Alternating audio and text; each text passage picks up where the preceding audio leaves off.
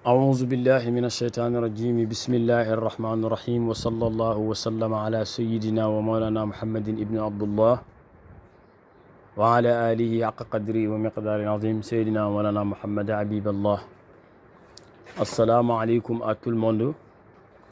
Alors aujourd'hui je vais vous présenter cette gris-gris là. C'est une recette qui vous protégera contre tous les attaques mystiques, que ce soit mystique noir ou mystique dans le Coran, que ce soit les djinns ou tout. Et cette mystique-là, si vous l'avez, ce n'est plus la peine d'aller chercher de la protection parce que c'est une protection 100% garantie et vous pouvez le garder jusqu'à votre dernier souffle. Même si c'est 100 ans, vous pouvez l'utiliser. C'est une recette très exceptionnelle et très extraordinaire même. Ce n'est pas facile de le travailler, mais je vais vous présenter seulement parce que j'avais un commande. Alors, je vais vous le présenter, Inch'Allah. Ça fait l'occasion de vous le présenter. C'est moi-même qui fais les travaux et c'est moi-même qui fais la finition. Les finitions, c'est moi qui les fais comme ça, vous le voyez, parce que je suis un maître, mais aussi je suis un cordonnier en même temps. C'est moi qui fais tout ça. Alors, c'est une recette vraiment préparée à partir des plumes de aigle. L'oiseau qu'on appelle aigle. J'espère que vous connaissez l'aigle. Il y a un grand secret qui se cache derrière cet oiseau-là qu'on appelle aigle. C'est un oiseau qui a de la vision. Oui, il a une longue vision, cet oiseau-là. Il y a beaucoup de secrets qui se cachent derrière cet oiseau. Peut-être, Inch'Allah, prochainement, je vais vous expliquer certaines, Inch'Allah, recettes concernant cet oiseau qu'on appelle aigle. Mais en tout cas, c'est un oiseau très agressif même. Et un oiseau aussi, l'unique oiseau parmi les oiseaux. Alors, aucun oiseau ne ose pas l'attaquer. Oui, si c'est le corbeau, c'est le seul oiseau qui ose attaquer cet aigle-là. Oui, c'est le seul oiseau qui ose attaquer aigle, c'est le corbeau. Oui, mais cependant, l'aigle ne répond pas et il ne lutte pas avec lui. Oui, pour perdre son temps, il ne lutte pas. Il déploie simplement ses ailes et commence à s'envoler le plus haut.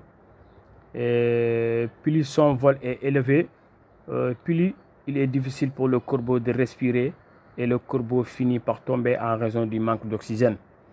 C'est un oiseau très extraordinaire qui a de la vision, cet aigle-là.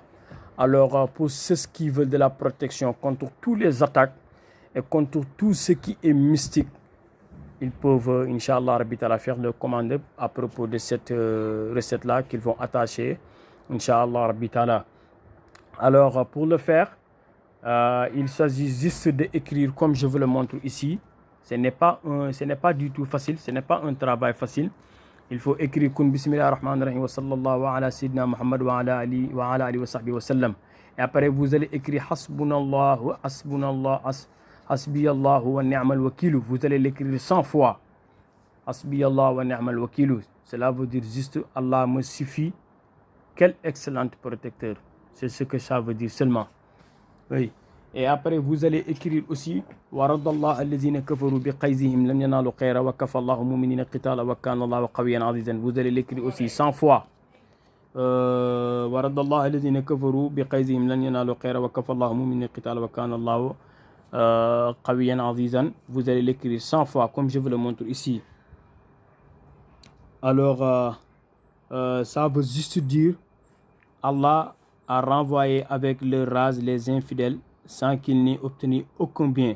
Et Allah a épargné aux croyants le combat. Allah est fort et puissant. C'est ce que ce verset-là veut dire. Vous allez l'écrire 100 fois. Et après, vous allez écrire Wa yansurakallahu nasran azizan, c'est-à-dire, ça veut dire juste Allah vous aidera, Inch'Allah Rabbi Ta'ala. Vous allez l'écrire 100 fois. C'est ce que ce verset signifie. Après, vous allez écrire aussi Wallahu yahsimuka minan nas. Vous allez l'écrire 100 fois. Wallahu yahsimuka minan nas veut juste dire Allah vous protégera contre les gens. ou bien contre les attaques que font les gens sur vous. Et après, vous allez écrire aussi Wallahu ashaddu ba'shan wa ashaddu tankila. Vous allez l'écrire 100 fois. Wallahu ashaddu ba'shan wa ashaddu tankila veut juste dire Allah est plus redoutable en force et plus sévère en punition. C'est ce que ce verset-là veut dire juste. Et après, vous allez écrire aussi Allahu la ilaha illa huwa al-hayyul qayyum jusqu'à la fin 100 fois. لا تقول سنة ولا نوم له ما في السماوات وما في الأرض من ذا الذي يشفع عنده إلا بإذنه يعلم ما بين أيديهم وما خلفهم ولا يحيطون بشيء من علمه إلا بما شاء وسع كرسيه السماوات والأرض ولا يؤوده حفظهما وهو العلي العظيم. Vous allez l'écrire 100 fois. C'est-à-dire vous allez écrire Hasbunallah wa ni'mal hasbi Allah wa ni'mal wakil 100 fois en résumé. وَرَدَّ اللَّهُ الَّذِينَ كَفَرُوا بِغَيْظِهِمْ لَنْ يَنَالُوا خَيْرًا وَكَفَى اللَّهُ الْمُؤْمِنِينَ القِتَالَ وَكَانَ اللَّهُ قَوِيًّا حَكِيمًا وَقَالَ اللَّهُ قَوِيًّا عَزِيزًا. Autant pour moi 100 fois. Et après vous allez écrire وإن يكاد الذين كفروا ليزلقونك بأبصارهم لما سمعوا الذكر ويقولون إنه لمجنون وما هو إلا ذكر للعالمين 100 fois. Et après vous allez écrire وينصرك الله نصرا عزيزا 100 fois. Et après vous allez écrire والله يعصمك من الناس 100 fois. Et après vous allez écrire والله أشد بأسا وأشد تنكيلا 100 fois. Et après الله لا إله إلا هو الحي القيوم jusqu'à la fin 100 fois. Et après vous allez le correcter. Mais vous allez ça sera Inch'Allah Rabbi 7 gris-gris. Ouais, vous aurez 7 gris-gris après. Hasbunallah wa ni'mal wakil. C'est un gris-gris, c'est-à-dire c'est ici. Vous le voyez. C'est Hasbunallah wa ni'mal wakil. C'est ici. On l'a plié comme gris-gris. Il est ici, c'est ici. C'est comme ça.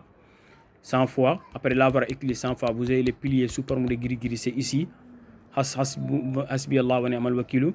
Après. وَرَدَّ اللَّهُ الَّذِينَ كَفَرُوا بِغَيْظِهِمْ 100 fois. Et après, vous allez les plier, Inch'Allah. Deuxième gris-gris est là. Et après, وَإِنْ يَكَادُ الَّذِينَ كَفَرُوا لَيَزْلِقُونَكَ 100 fois. Et après, vous allez aussi les plier. Le troisième gris-gris est là. Et après, وَاللَّهُ وَيَنْصُرَكَ اللَّهُ نَصْرًا عَزِيزًا 100 fois.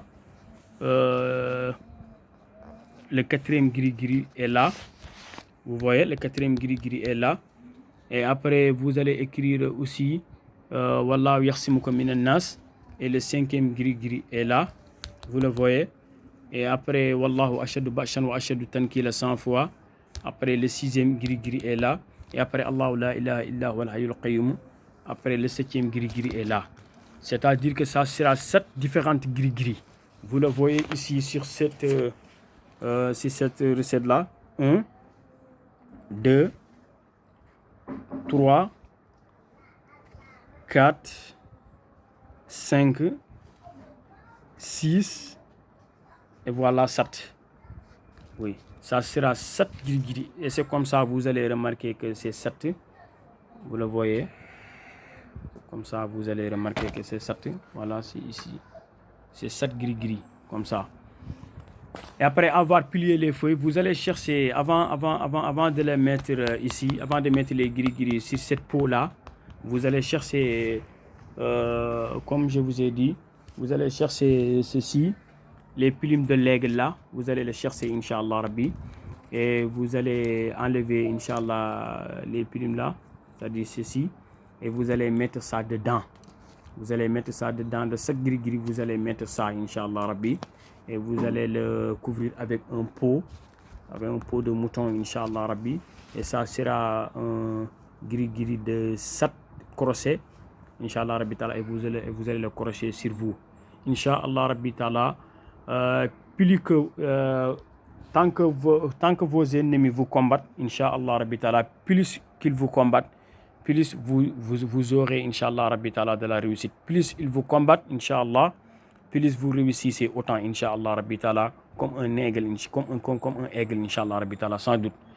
Je ne peux pas expliquer bon en français, mais j'ai fait mon mieux pour aider les gens, Inch'Allah Rabbi. Alors, c'est un gris-gris, Inch'Allah, qui vous protégera à 100%, même si c'est 100 ans, votre protection sera garantie, Inch'Allah, avec cette gris-gris accompagnée de cette plume de aigle qui a de la vision. Alors, je m'excuse vraiment, Inch'Allah. Je vais m'exprimer en wolof. Salam alaikum wa rahmatullah. Je suis désolé. Wax deug yalla ma indi len lo xamé lu am solo la lo xamanteni ni mu nek lu yéme lo xamé dafa nek ci li nga xamanteni mo nek tan ci dunki tan la tan nak danañ koy wax jaaxay danañ koy wax ndobin danañ koy wax tan picc la moo xamante ni picc mu yéeme la mboolem picc yi yàlla bind amul benn picc boo xamante ni rek ñeme na ko ci maanaam songu xeex bu mooy picc bi ñuy wax baaxaañ rek mooy picc bi nga xam ne moom moo ñemee songu kii xeex muy ndubin xeex wala nga wax tan nag yàlla may na ko day dund téeméeri at ci ñi xam laay waxal nag tan la yàlla mën a may mu dund téeméeri at tan rek la ko yàlla may picc la moo xamante ni dañ ciy liggéey sax maanaam ci bopp bi rek dañ ciy liggéey loo xamante ni gudd fan la wala loo xamante ni maanaam gàllaaj la goo xam ne lu la waay def rek da nga koy xam dañ ko ciy liggéey loo xalaat rek dañ koy liggéey ci tan ndax dafa bëri secret yi nekk ci moom waaye loolu yëpp taxu ñoo jóg li ñu tax a jóg tey mooy lii ma doon defar nii muy ndomba gi nga xam ne boo ko amee bu la neexee tëddal nelaw kenn mënu ci yow dara man maa la wax loolu sama loxo ca kaw juróom-ñaari ngaw lay am ndomba lii waaw juróom-ñaari ngaw lay am juróom-ñaari téere yu bokkul lay doon boo ko doon liggéey tey jii da ngay liggéeyal xasbi allah wa ni'mal wakilu téeméeri yoon nga koy bind mu nekk benn téere bi moo nekk nii xasbi allah wa ni'mal wakilu moo nekk benn téere bi boo paree nga bind waradallah alladina kafaru bi qaysihim lan yanaalu xayra wa kafa allahu muminina qitaala wa kaana allahu qawiyan azizan téeméer moo nekk ñaareeli téere bi moo nekk nii boo paree nga bind wa in yakaadu alladina kafaru la yasdiquuna bi absaarihim lama sami'u dikra wa yaquluuna innahu la majnun wa ma huwa illa zikrun lil alamina téeméer yoon moo nekk nii moom mooy ñetteeli téere bi boo paree nga bind wa yansuraka allahu nasran azizan téeméer yoon boo paree moo nekk nii moom moo nekk ñeenteeli téere bi boo paree ci loolu nga daal di bind wallahu yaxsimuka min annas téeméer yoon moo nekk nii moo nekk juróomeeli téere bi boo paree nga bind wallahu ashaddu ba'shan wa ashaddu tankila moo nekk nii moo nekk juróom benneeli téere bi boo paree nga bind ayatul kursi allahu la ilaha illa huwa al-hayyul qayyum ba mu jeex téeméer yoon moo nekk nii moo nekk juróom-ñaareeli téere bi moo nekk nii boo xoolee da nga gis téere juróom-ñaari téere yu bokkul la waaw juróom-ñaari te ay yi yëpp rek boo seetee dafay dox ci li nga xamante ne nii moom mooy défendre nit ki laay yëpp ci xeex ci lay dox ci ñoo xam koo xam ne dañ lay xeex waaye dafa nekk loo xam ne dafa am secret bu ci nekk boo xam ne tan lay àndal dafay ànd ak dunq tan tey jii bu ñu defaree juróom-ñaari téere yi ba mu pare dañuy fexe incha allah rabbi ñi am dunq tan bi moo nekk nii wala nga ne dunq ndobin wala dunq jaxaay waaw dafa bëri tur moom tan léegi boo paree da ngay fexe nga am ci dunq yi bu ci nekk rek dañ ciy fexe ñu am luñ ciy boole coppati def ci biir téere yi juróom-ñaari téere yëpp bu ci nekk rek dunq bi daf ci nekk dafa am lu muy àndal loo xam ne nekkul lu ñuy wax secret la waaye boo gisee ma wane ko nii mu dafa nekk occasion mu fekk ma am ku ma koy liggéeyal ma ne xaaral ma wane waale ko ndaxte doomi aadama yi amaana am na ñu ko ci soxla ñoo xamante ne nii boo leen wane mën naa am ñu soxla ko aajo woo ko nga liggéeyal leen ko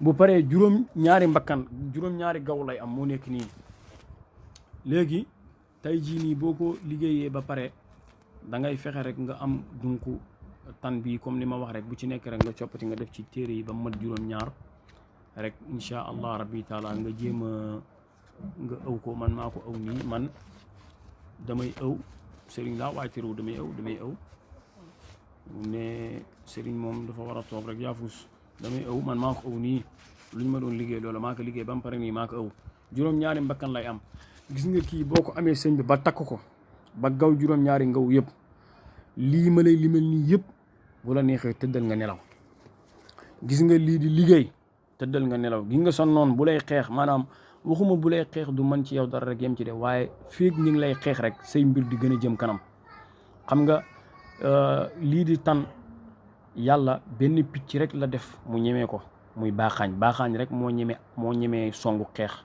tan te bu songee tan xeex tan du xeex ak moom sax di yàq tanam day yëkkati ko ak moom rek moom ci mbaggam mi la ci doxam gi lay sampe rek di ko màtt bu koy màtt du fayonteeg moom du xeex ak moom day gën a yëkkati naawam rek gën a yëkkati ay laafam rek naaw jëm asamaan lu muy gën di jëm asamaan rek baaxaañ bi di gën di maanaam perte oxygène bu ko defee noonu lay def rek ba daanu dee sa noonu lu mu lay gën di attaqué ngay gën di yëkkati ko di jëm ca kaw secret boobu lañ ko liggéeyee te lu ñu lay jën di attaqué say mbir di gën di tàkk di gën di jëm sa kaw te du tere ñoom ci suuf rek nga leen di gis man maa la wax loolu incha allah rabbi taala lii di kaso waaw lii di kaso doo ko dugg ba ilaa yawmi diini boo koy takk lii nga xamante ne nii moom moo di liggéey du la mës a jàpp ba ilaa yawmi diini na la sëriñi jinne tiim di la liggéey sax fanaan ci yow ay ati at ngir yàq la waaye du mën ci yow dara gàllaaj gu yéeme la goo xamante nii dafa tombé ma ko doon liggéey rek ma ne xaaral ma wane ko incha allah rabbi baaxee ko jaamu yàlla yi tan lay àndal. Tan nag moom bëri na ay secret yi ci làqu yoo xam ne danaa ci ñëw beneen yoon incha allah rabbi waxtaan ci lu demee ni gudd fan dañ ko ci liggéey. lu demee ni wàllum maanaam koo xam ne da ngay am bopp maanaam wàllum seet dañuy seet ci bopp tan yàlla du ko dimbale dafa am bopp dafa bëri lu muy gis lu ñëwagul tan waaye loolu taxu ñëw jib waaye incha allahu rabbi taala beneen yoon danañ leen ci ñëwal indil leen ci ay secret yoo xam ne dañ koy maye gratuit nit ñi jëriñoo ko.